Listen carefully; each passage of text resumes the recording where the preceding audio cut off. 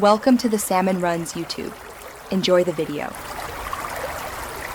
You already have 2 gear parts and calculated center distance, so start immediately.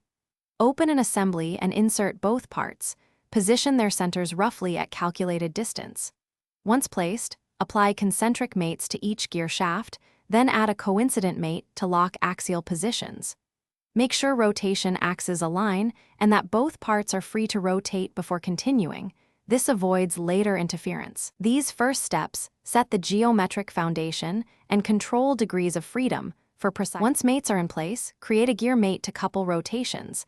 Set the ratio to Z1/Z2 so directions and speeds are correct. Next, add a motor to drive the driver gear at your desired RPM or use a motion study for kinematic simulation. Make sure to suppress any conflicting mates that constrain rotation. Run the motion, observe contact and timing. If teeth clip or skip, pause and inspect center distance, tooth geometry, and backlash settings before proceeding to final validation. To finish, run a detailed motion study and verify smooth rotation through several revolutions. Increase time steps for accuracy.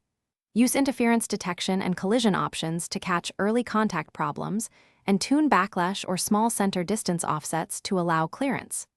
Once validated, freeze mates and save the assembly configuration.